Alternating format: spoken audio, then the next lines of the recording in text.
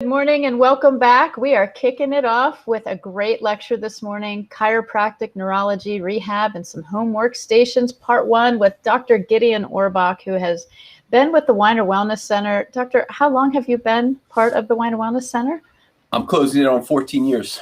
Wow, that's awesome. Congratulations. Well, we were just chatting in the background about how he hasn't been out of his treatment room because he's just loaded with patients. So, Doctor, I'm really excited to hear this lecture. Thank you for being here. I'm going to step back and let you take it away. All right. Thanks for that, Tracy. First of all, good morning, everybody. My name is Gideon Orbach. I've been practicing chiropractic here at the Weiner Wellness Center. As we mentioned a moment ago, September is going to be 14 years here for me. And August of this year is going to be my 20-year anniversary since graduating chiropractic school. So I've been at it for a while, hardly a lifetime, but long enough to notice a few things and see what's going on. And if you're paying attention, learn some patterns and figure out some pretty neat tricks that really do work. So I'm enthusiastic about that. So what I do is I make adjustments to the spine, to the extremities. I do muscle work. I do low-tech rehab. I know that later on in the day, Dr. Phil is going to talk about high-tech rehab, but what I'm interested in is how to use and position and move your body as the apparatus. How do you exercise without equipment? I do a little bit of condition-specific rehab, and all of this is done so that people can feel more comfortable living in their bodies and establish better brain-body communication. So that's what I do here. And in all the pre-COVID years, all these workshops and all these lectures would be done live in front of an audience downstairs in our waiting room, and somebody would invariably have something smart to say, and I would try and reply with something a little bit smarter. And that's not gone away just because we're not here face-to-face and we're using the technology that I'm so thankful for both Tracy and for Phil for setting up to make this available and possible. Feel free to make liberal use of the chat box. And if you have questions, just type them on in. If you want to say hi, if you want to just acknowledge that you're here and listening, use the chat box. So anyhow, this workshop is geared towards a combination of a lot of the workshops that I've done in the past that we're making room for more speakers. So some of us had to consolidate. I used to break this workshop down into 3 different parts, and now we're going to do 2. So I hope it'll be as well organized publicly as it is in my mind. And the place where we always begin is we got to talk about health. What does it mean to be healthy? What does it mean to possess the quality of good health? Now, here's the point. When we were live, that people would raise their hands and I'd call on people and practice the gotcha technique of maybe asking people for their opinion, even if they didn't want to volunteer it. So once again, feel free to use the chat box and type in your idea of what it means to be healthy. But since I'm here and I have the mic all to myself, I'll just tell you mine. What it means to be healthy is having the ability to recognize, interact with, adapt to, and overcome your environment, both internally and externally. So your internal environment is your body chemistry. It's the way your brain tells your digestive tract to digest a little bit quicker or digest a little bit slower. It's the way your brain tells your heart at what kind of rate you should be pumping.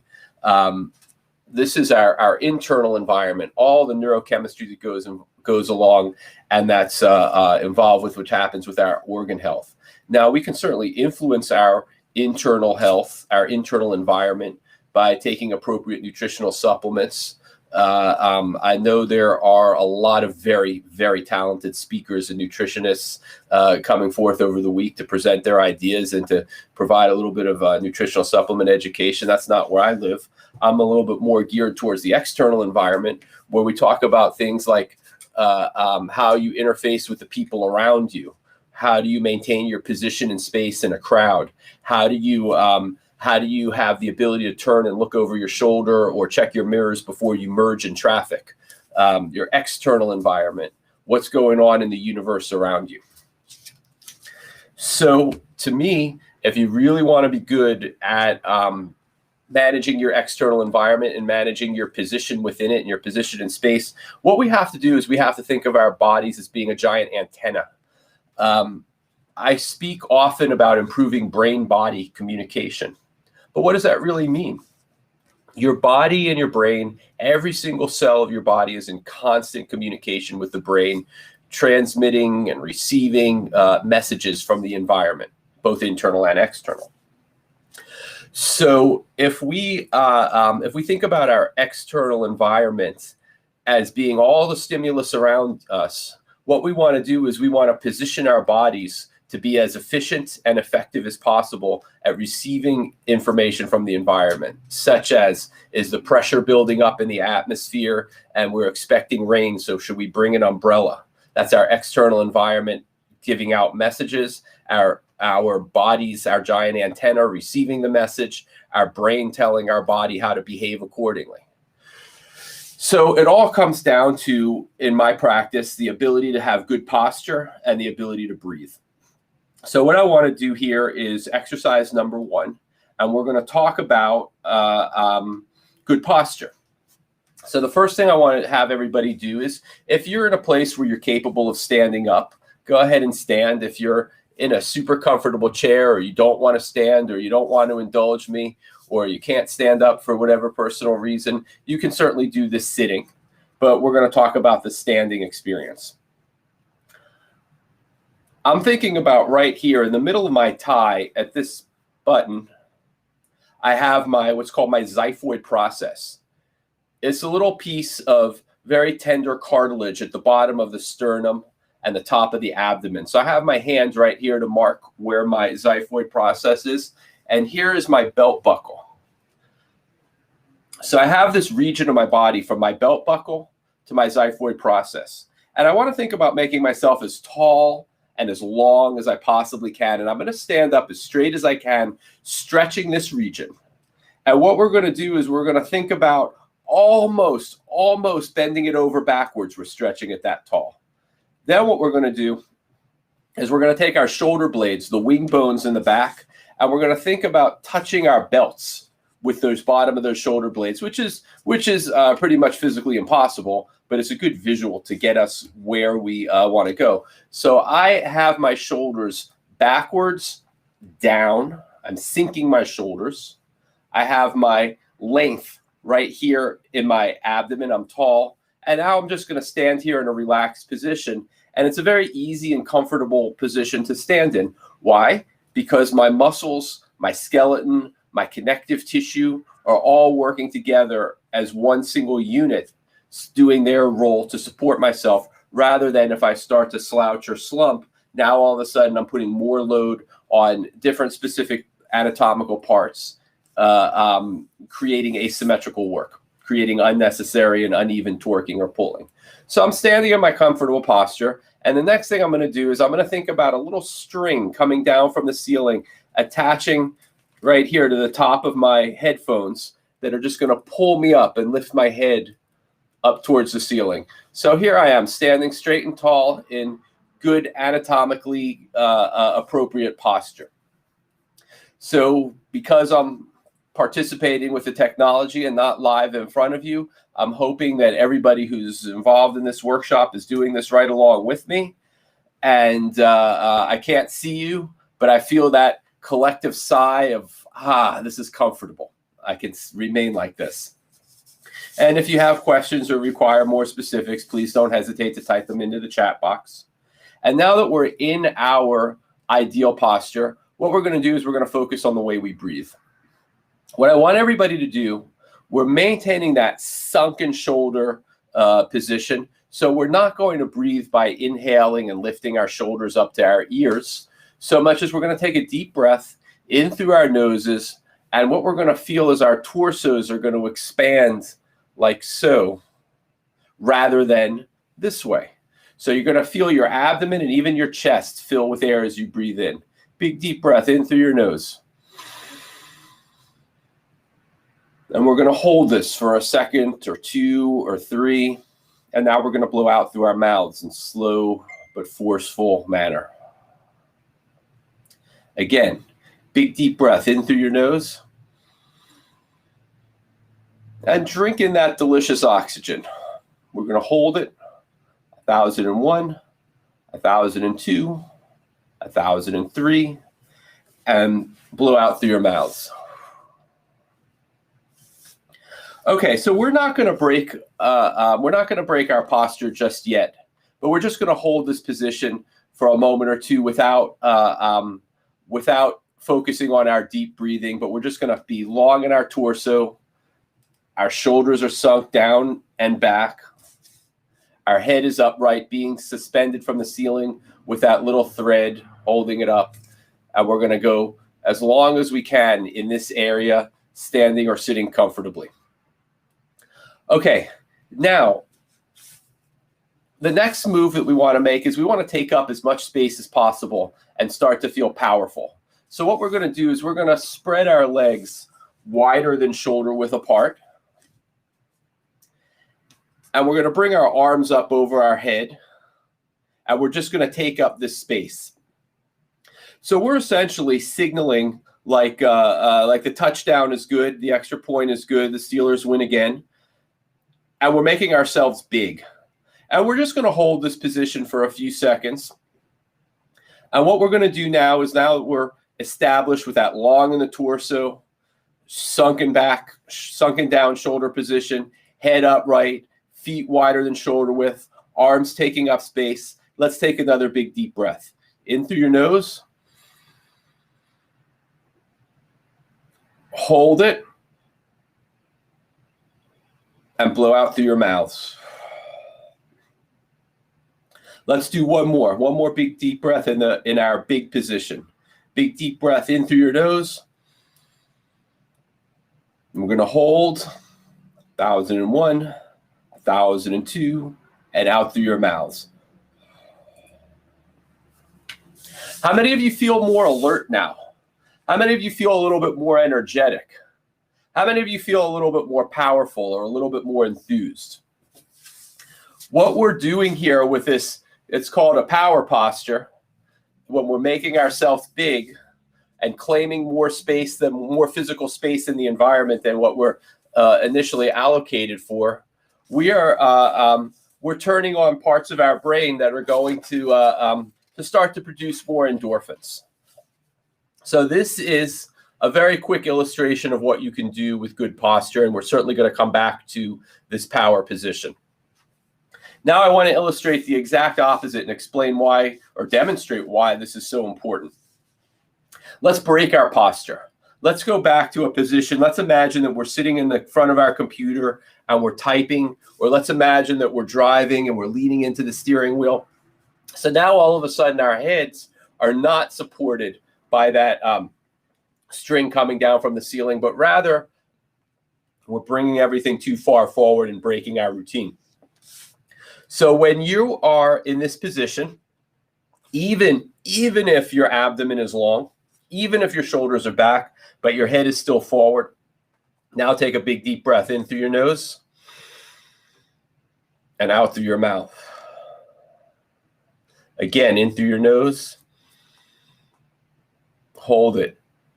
Hold it again and blow out through your mouth. Now, I don't like to teach bad habits. I don't like to encourage people to do things the wrong way at all. But I think it's important that we can all emphasize and appreciate how much bigger a deep breath we're basically capable of taking once we are in our big upright posture where we're long in the torso, shoulders are sunk, head is upright, exactly as how the military would teach, versus this position. No questions, comments, moral outrages? I have a question. Yes, question from the... Why do you breathe in through your nose? All right, so the question from Phil, who is earning my eternal gratitude for the way he's manipulating the technology so we're able to do this, is why do you breathe in through your nose? The simplest reason is because we have these tiny little hair cells inside of our nose that act as filters. And to a certain extent, they're going to be able to file out the impurities as the oxygen comes in. So we'll be able to take a cleaner deep breath when we breathe in through your nose. There's some neurologists who are doing further research into this, and that what they're suggesting is that by breathing in through your nose, you are activating your parasympathetic nervous system, or dialing down your sympathetic nervous system. When we talk about all the things that the human body is capable of doing, some of which are voluntary, some which are non-voluntary.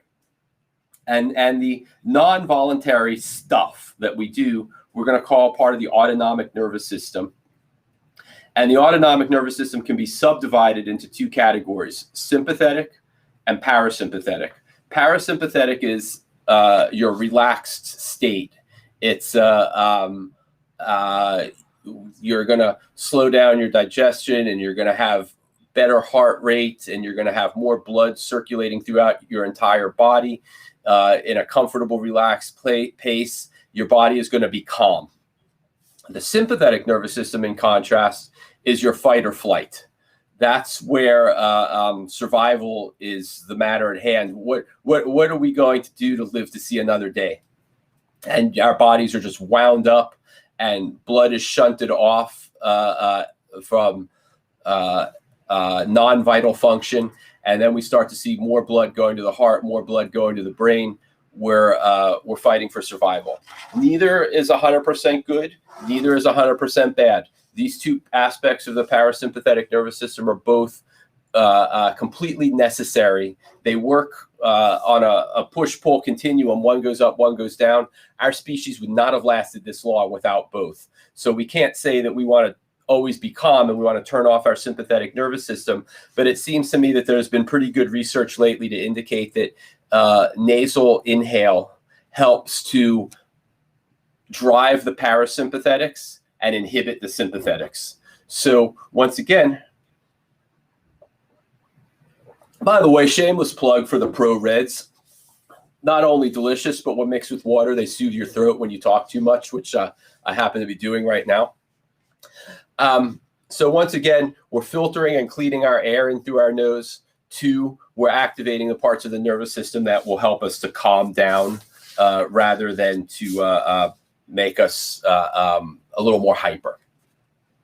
Okay, so once again, what I want to do is take another review of standing in or sitting in our ideal posture, implement the power position component, and then I want to move on to talk about ergonomics and workspace stations. So we're going to spread our feet just a little bit wider than shoulder width apart. We're going to go real long between our belt buckle and our xiphoid process, the bottom of our chest, the top of our abdomen. I'm tall in here. I'm taking my shoulders and I'm just throwing them back. So my shoulder blades and the wing bones in my back are as close to my belt buckle or my belt as I can possibly get them. My head is being supported and suspended from a twine coming from the ceiling. And I'm going to breathe in, deep breath in through my nose, filtering my air, activating the calming senses of my brain.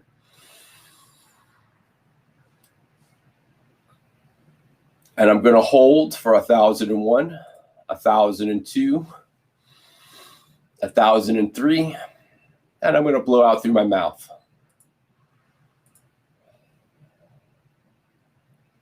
Again, in through my nose. My chest cavity is expanding as I drink in that delicious oxygen. I'm holding some more. I'm going to blow out through my mouth. This time, I'm going to raise my arms up overhead. I'm going to make myself more powerful and larger than I really am. And I'm going to do the same thing. Big, deep breath in through my nose. I'm going to hold it, 1,001, 1,002, and blow out through your mouth. And please note, as I'm standing here in my power position, my shoulders are still sunk down. I'm not reaching or lurching or lunging for the ceiling. I'm still in that same position. I just pick my arms up. One more big deep breath. And I'm holding some more. And I'm going to blow out through my mouth. And one last time to illustrate the significance, We're going to bring our head forward into this. Do not do this, but I want you to see for yourself and have an object lesson. And I'm going to breathe in through my nose. And I'm going to hold it. And I'm going to blow out through my mouth. And I could only get a fraction of the delicious oxygen in as I could when I was standing up in good posture and breathing from my nose and my diaphragm and with my shoulders back.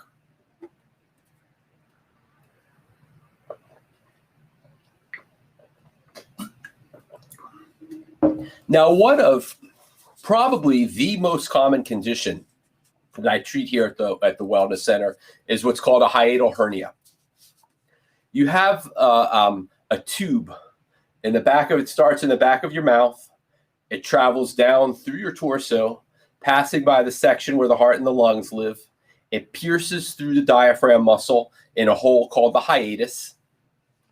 Below that hiatus of the diaphragm, there's a small, very densely thick ring-like muscle called the lower esophageal sphincter. It behaves as a one-way valve, allowing food, drink, pills to pass through that sphincter muscle. And then below that sphincter muscle, the tube changes names and it becomes the stomach. So the tube is very narrow and flexible, and then it widens out into a big bag full of acid called the stomach. The stomach's role is that it's vibrating and it's churning. And when you put food, drink, pills, what have you into your mouth and they fall into the stomach will bathe those substances with acid, making those substances smaller to tiny little sub-bite-sized chunks to be able to enter the intestinal tract, the continuation of the tube, to absorb the nutrients. So the stomach has the ability, because it's moving, the stomach has the ability to drift upwards. And if it drifts upwards high enough, then it gets caught in that lower esophageal sphincter muscle.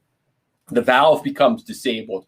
And now what happens is that stomach acid can wash its way up into the esophagus, along with the small food chunks, the small bites, and they reflux up into the esophagus, which is a flexible tube once again, and it creates a burning sensation. Some people say that it feels so severe it's almost like a heart attack, and they go to the emergency room with burning in their chest, burning, searing pain. The good news is it's not a heart attack, and they're put through a battery of tests at the ER to determine what the cardiac enzymes might be like. The bad news, nobody identifies what it is, and the patient is left wondering what's going on with me. That refluxing food and acid can wash all the way up further, interfere with the vocal cords, and people will complain of having a raspy or a fatigued voice. It can wash up further into the mouth, and they'll have a metallic or an acidic taste.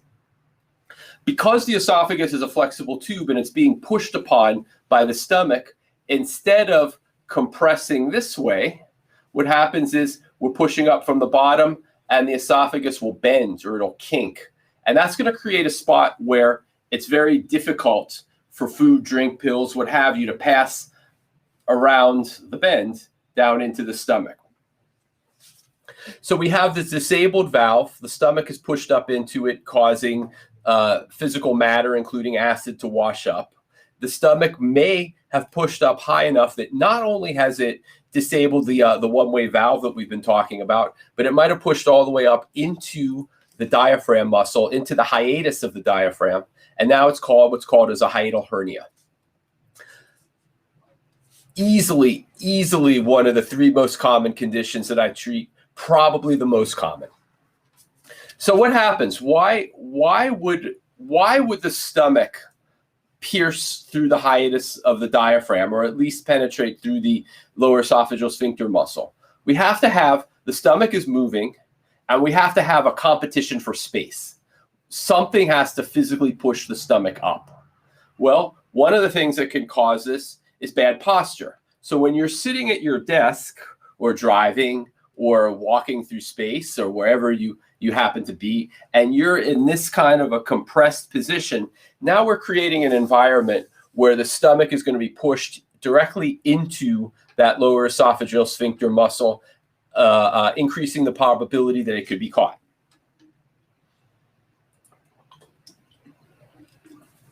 So what's the treatment for this? Well, we do a series of chiropractic adjustments where essentially we're going to push on the stomach and get it to sink down out of whatever structure it's caught in. And we're going to do an adjustment to the rib cage, and we're going to get the torso to lift up. So what are we doing? We're essentially using physical force to make those patients tall in the abdomen, long in the torso, and throw their shoulders back. Not a day goes by, not a single day goes by where I don't make that series of adjustments on somebody. So if you have been diagnosed with gastroesophageal reflux disease, GERD, or if you've been diagnosed with a hiatal hernia, or if you have some of the symptoms that I'm describing and you just don't know what's going on with you and you'd like to have a conversation about it or be evaluated, both myself and Dr. Phil treat these conditions every day. All right, so let's move on to ergonomics. Ergonomics is the study of efficiency in the workplace, plain and simple. Well, the workplace has changed. So many more and more of us are working from home, and we've become forced to create our own working environment and to create our own workstations and to figure out how to be as efficient and as effective with the tools that we have at our disposal rather than the tools that we once had at the office.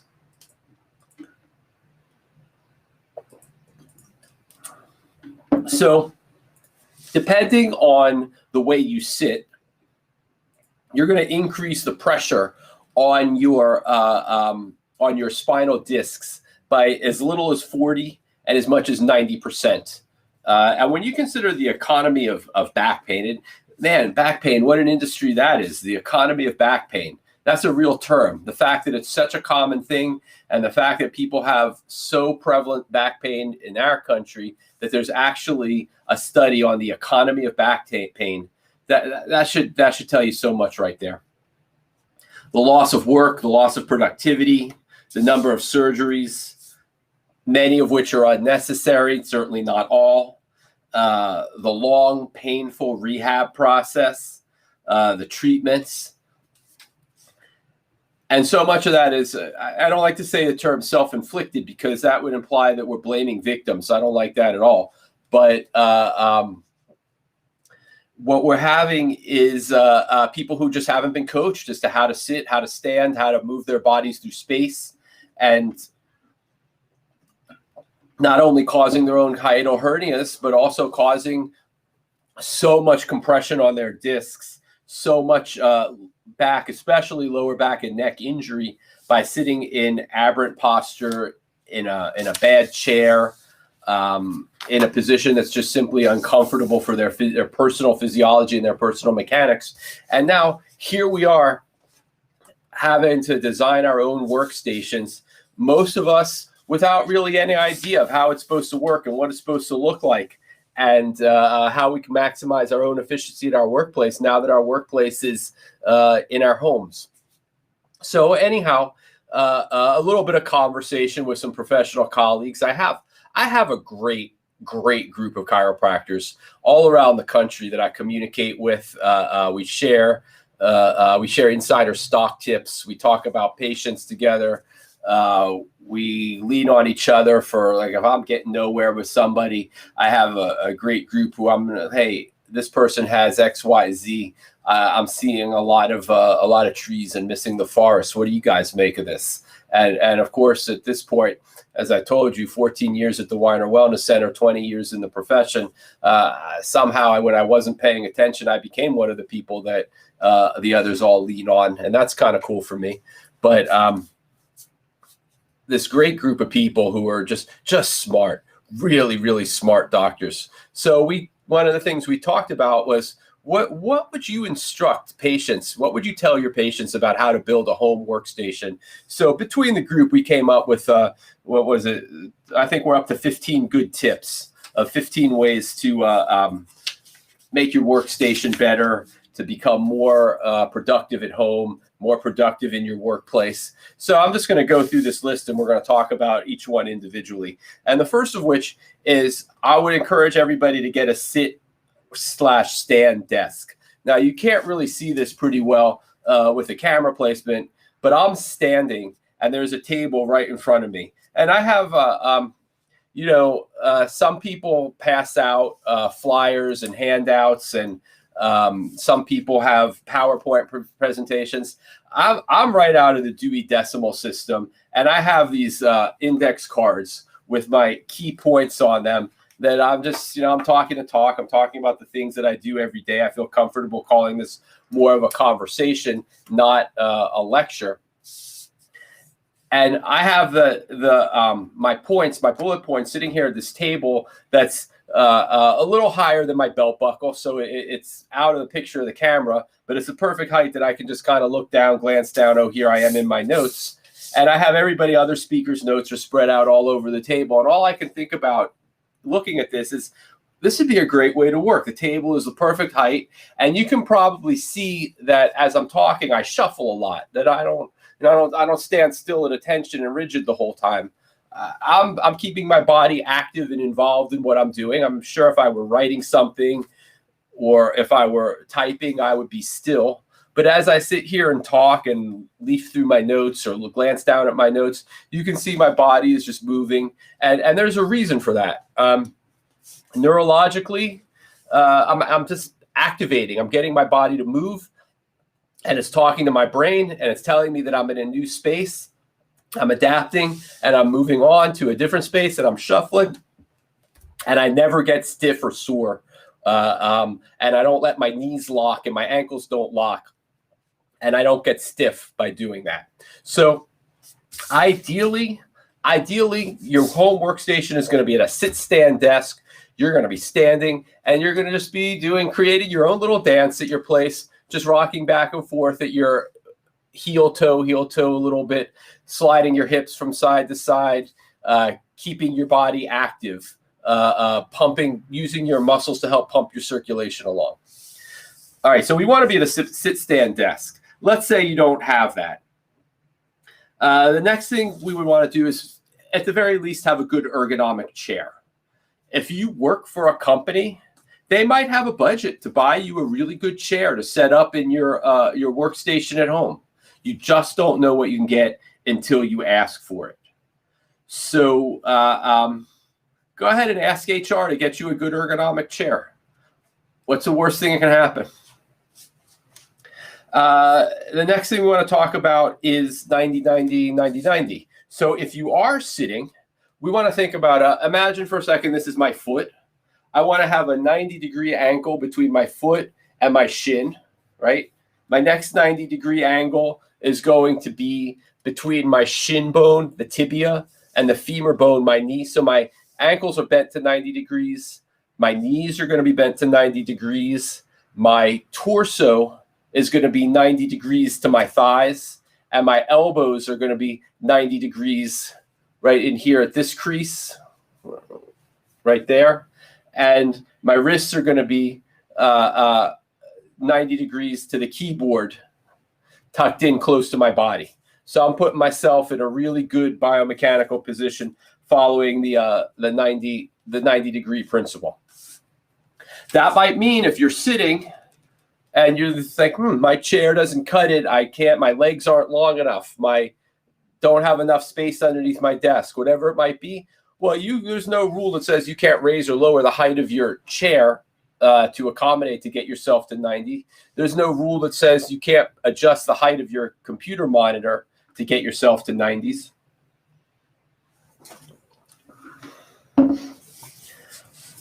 We want to talk about personalizing your workspace. Move some art that you like. Move your favorite poster into your workspace area. If you have a collection of little trinkets, if you have a favorite 50-cent piece or coins from a foreign country, or just something that you're connected to that you think about as being a decoration, put it in your workspace.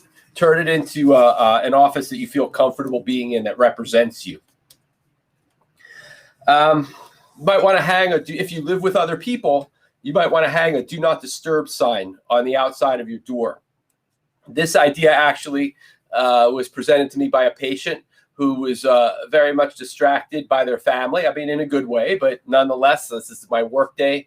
I might as well be at the office. I'm not available any more so than I would be at the office. So please be respectful. I have the door closed. I'm being productive. I have a do not disturb sign on the door. Knock before entering. Text me or call me if you need something. I want the people in my environment that I share space with to recognize that I'm at work and to give me the space as if I were away at the office. But I don't want to lose sight that I'm still at home. So the do not disturb sign. The next thing was the light source. We want to make sure that our workspaces are well lit, but we don't want to have a bright light shining in our eyes, and that bright light might be the sun. So where is my desk relative to the window, relative to the sunrise in the east, sunset in the west? Is there going to be a point in the day where I'm sitting at my desk, or better yet, standing at my desk, and all of a sudden it's going to get so bright that I just can't be productive? Is my light source shining at my computer monitor? Is the glare coming off of my monitor so uncomfortable that I can't be productive there? That's something to consider.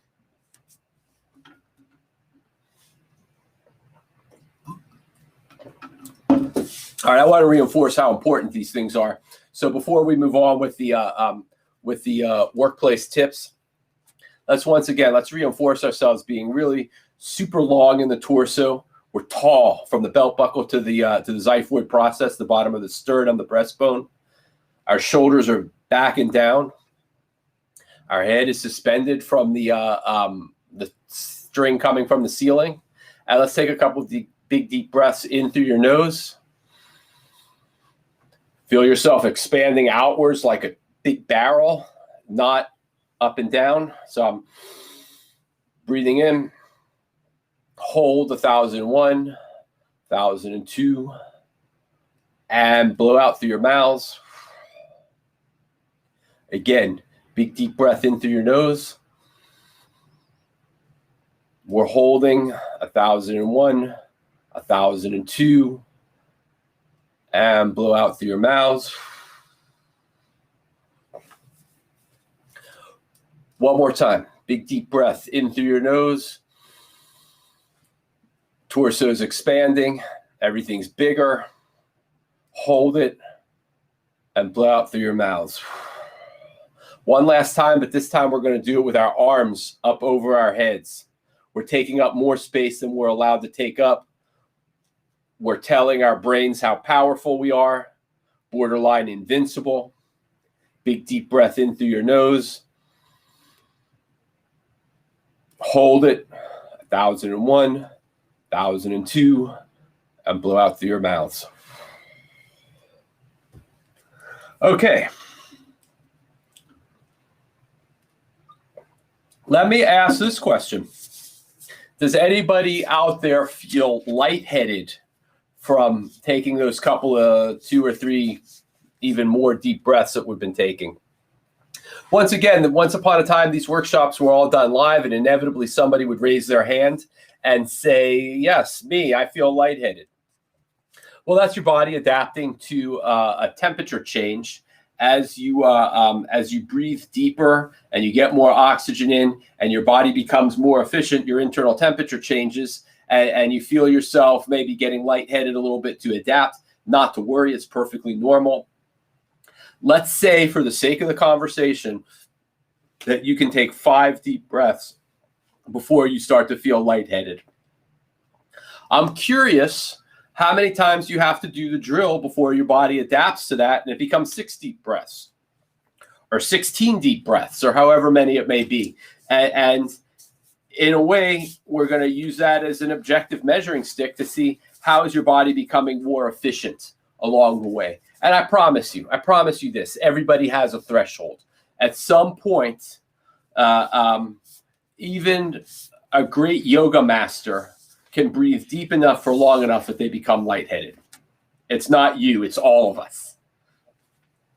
The other question I used to ask when people were live and in person, when you take that deep breath, do you have a pinching somewhere in your upper back near your shoulder blades, creating a sense of discomfort that may even, in fact, wrap around to the front? If so, it's very possible that it's proof positive that you could benefit enormously from a chiropractic adjustment in order to mobilize your ribs. All right, anyway, I really like to take these timeouts for the shameless plugs and tell you about the treatments that I offer here at the Wellness Center and point out some very common things that people come in with. And over the years, I've become pretty good at helping people with. But let's get back to the matter at hand. So we talked about our light source, and we want to set up in such a way that we're not staring into sunlight or a bright lamp, and we don't want to have that same light source bouncing off of our monitor in such a way that it's blinding to us. And then speaking about the monitor, we want to make sure that we have it at eye level. So once again, we're going to adapt our bodies to that 90-90-90 principle. And once we're there, where is our computer monitor? Do we have to raise it to get to eye level? Do we have to bring it down? Do we have to prop it up our seat a little bit higher or lower? So we're going to have a good match between computer monitor, eye level, good upright posture, long in the torso, shoulder blades thrown back, 90-degree angles at our ankles, knees, elbows, and wrists. All right, so let's say you don't have a sit-stand desk. Let's say that you're working at a flat table. There's nothing wrong with it, but we still want to make it as comfortable as possible for you. And you've asked your HR company to buy you a good ergonomic chair, and they said no, we can't do that for you. Or maybe you own the company. Maybe you're a one-man gang or a one-woman gang working from home at a startup. Maybe you're at home developing an app that you can't afford to buy your own ergonomic chair, but someday soon you're going to produce your app and 40 million people around the world are going to buy it for $1 a piece. Pretty good place to be. But in the meantime, you're on a tight budget. There's nothing wrong with taking a couple pillows and putting them on your chair, maybe one to sit on, maybe one in the small of your lower back here to be more supportive. You can use your pillows to turn almost any chair into a fairly comfortable ergonomic chair that you can prop yourself up in, long in the torso, shoulder blades back, head is up, and I have pillows reinforcing that position for me, making it even easier to be in that position. You want to make sure that you have a dedicated workspace. Even if you live in a one-bedroom apartment, I live in a one-bedroom apartment. Even if that's the case, I have an area in my apartment where this is where I go to do my studying, my paperwork, my administrative stuff, to write my letters, to compose my thoughts. If I'm working at home, I got a very specific space in a pretty small apartment to make it all happen. And that's my dedicated workspace. Now, since I live alone, I don't have to have a do not disturb sign. But I don't do important work while sitting on my couch. I don't do it while I'm lying in bed. I don't do it while I'm watching TV, glancing up and glancing down. 1 minute I got my eye on the ball game. 1 minute I got my eye on some work that, look, this represents me. It has to be done well.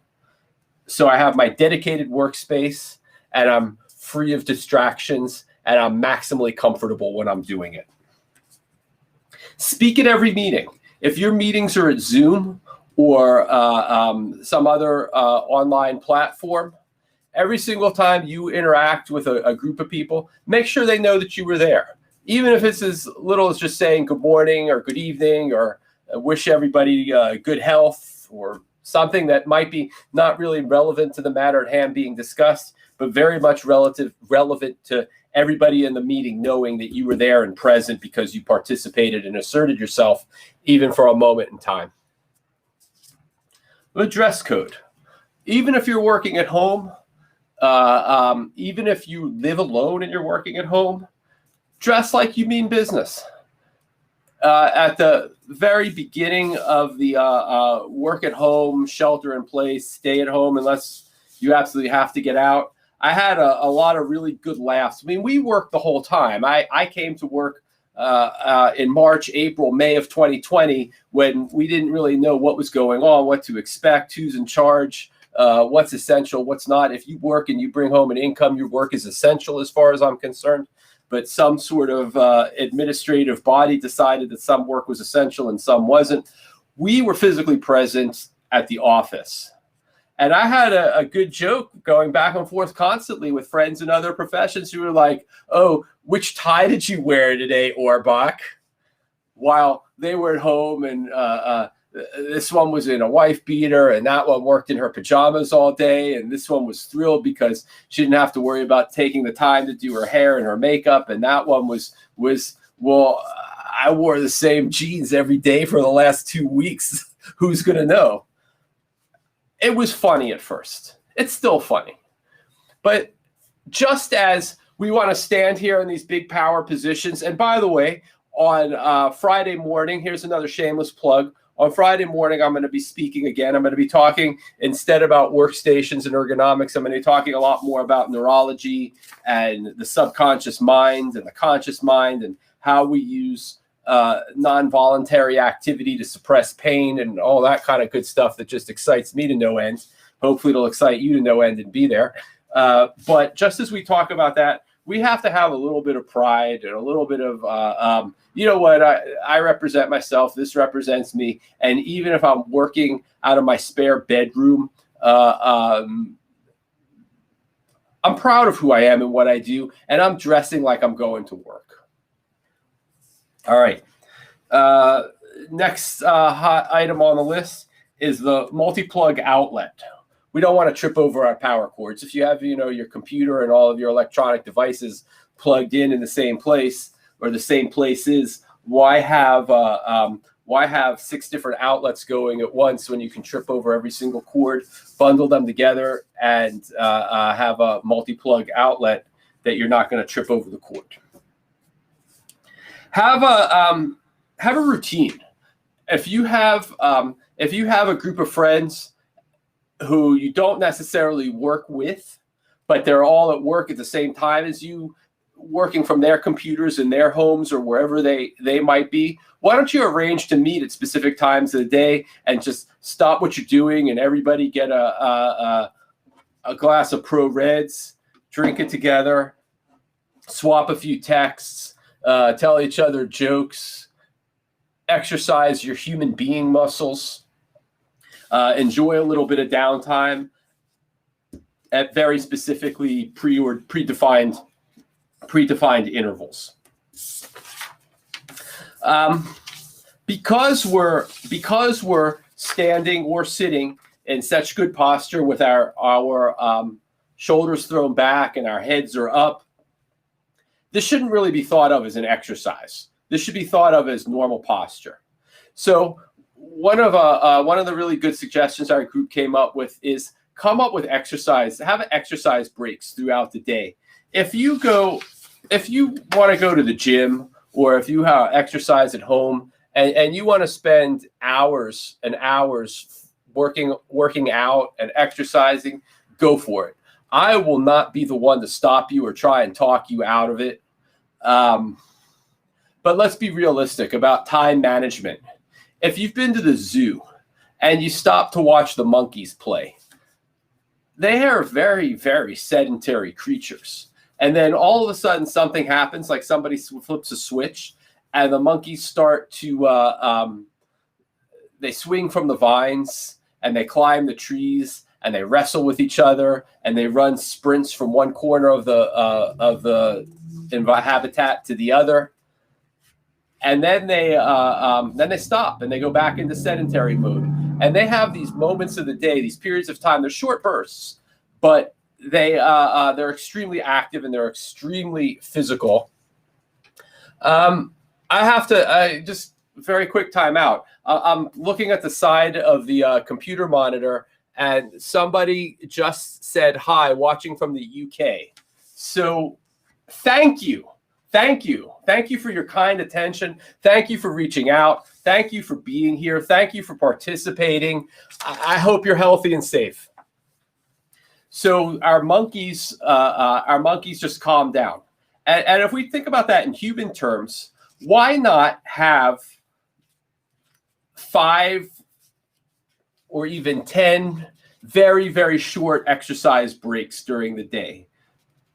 Why not have a few little breaks in our workday where I know I'm going to take 5 minutes here to go and do some breaking for what I'm doing. I'm going to go do something physical, and then I'm going to come back to work multiple times. Why not have a workout routine in your home where you might be working out 20 minutes maximum, 2, even 3 times a day? Follow the monkey model. So my guy Sean in Florida said we should be working more like monkeys.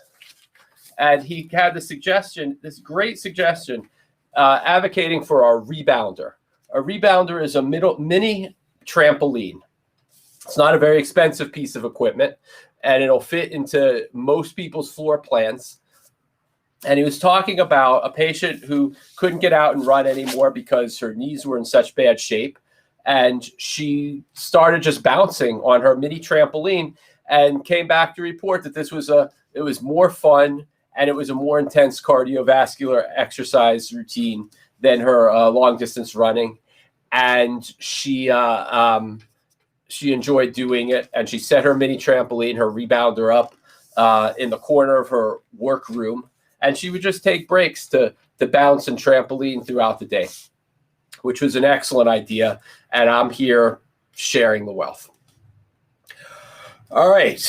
So anyhow, everybody, not just our new friend in the UK, but thank you all for your kind attention, for taking the time to listen to what I have to say.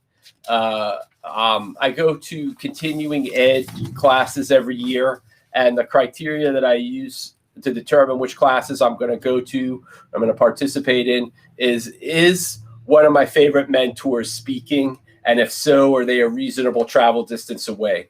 2, is there, if I'm going to sit through this class on all weekend long, am I going to get something out of it that I can use in the clinic to be just a little bit better at what I do on Monday morning? And that's the criteria by which I present my workshops here at the Wellness Center during Wellness Week.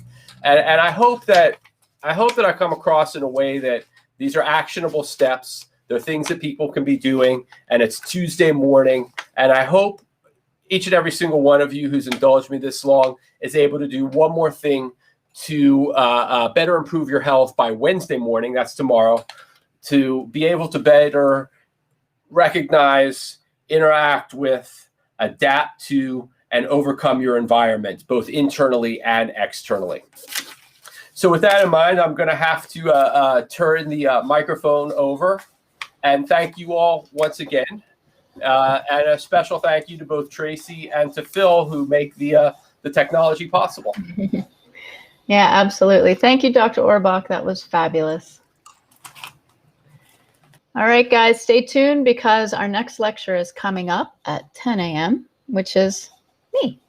I'm going to be talking about SPM, Specialized Pro-Resolving Mediators, and how to help you overcome lots of inflammatory issues, chronic issues, utilizing these unique new discoveries. So stay tuned. We'll see you at 10.